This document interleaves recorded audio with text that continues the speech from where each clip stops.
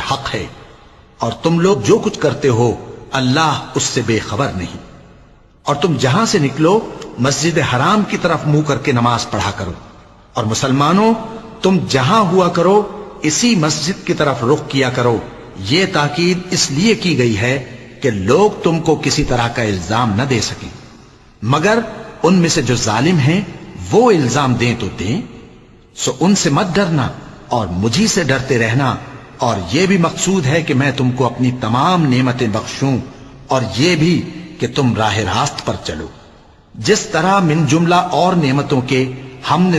تمہیں میں سے ایک رسول بھیجے ہیں جو تم کو ہماری آیتیں پڑھ پڑھ کر سناتے اور تمہیں پاک بناتے اور کتاب یعنی قرآن اور دانائی سکھاتے ہیں اور ایسی باتیں بتاتے ہیں جو تم پہلے نہیں جانتے تھے، سو تم مجھے یاد کیا کرو، میں تمہیں یاد کیا کروں گا، اور میرا احسان مانتے رہنا اور میری ناشکری نہ کرنا۔ اے ایمان والو، صبر اور نماز سے مدد لیا کرو، بے شک اللہ صبر کرنے والوں کے ساتھ ہے۔ اور جو لوگ اللہ کی راہ میں مارے جائیں ان کی نسبت یہ نہ کہنا کہ وہ مرے ہوئے ہیں، وہ مردہ نہیں بلکہ زندہ ہیں، لیکن تم کو شعور نہیں۔ اور ہم کسی قدر خوف اور بھوک اور مال اور جانوں اور میووں کے نقصان سے تمہاری آزمائش کریں گے، اور صبر کرنے والوں کو بشارت سنا دو کہ ان لوگوں پر جب کوئی مصیبت واقع ہوتی ہے تو کہتے ہیں کہ ہم اللہ ہی کا مال ہیں اور اسی کی طرف لوٹ کر جانے والے ہیں۔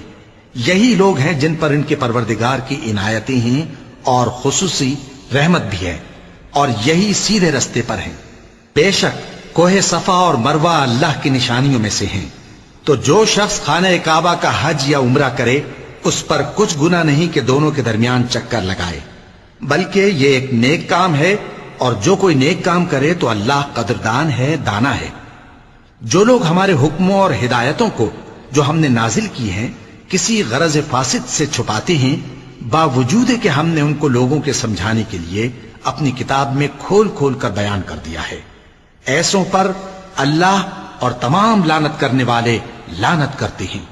ہاں، جو توبہ کرتے ہیں اور اپنی حالت درست کر لیتے ہیں اور احکام الہی کو صاف صاف بیان کر دیتے ہیں تو میں ان کے قصور معاف کر دیتا ہوں،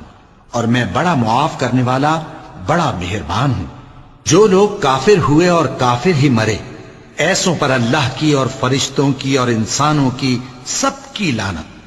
وہ ہمیشہ اسی لعنت میں گرفتار رہیں گے۔ ان سے نہ تو عذاب ہلکا ہی کیا جائے گا اور نہ انہیں کچھ مہلت ملے گی۔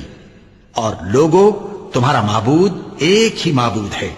اس بڑے مہربان اور رحم والے کے سوا کوئی عبادت کے لائق نہیں۔ بے شک آسمانوں اور زمین کے پیدا کرنے میں اور رات اور دن کے ایک دوسرے کے پیچھے آنے جانے میں اور کشتیوں اور جہازوں میں جو سمندر میں لوگوں کے فائدے کے لیے رواں ہیں، اور میں جس کو اللہ آسمان سے برساتا اور اس سے زمین کو اس کے مردہ ہو جانے کے بعد زندہ یعنی خشک ہو جانے کے بعد سرسبز کر دیتا ہے، اور زمین پر ہر قسم کے جانور پھیلانے میں اور ہواؤں کے چلانے میں اور بادلوں میں جو آسمان اور زمین کے درمیان گھرے رہتے ہیں، عقل مندوں کے لیے اللہ کی قدرت کی نشانیاں ہیں۔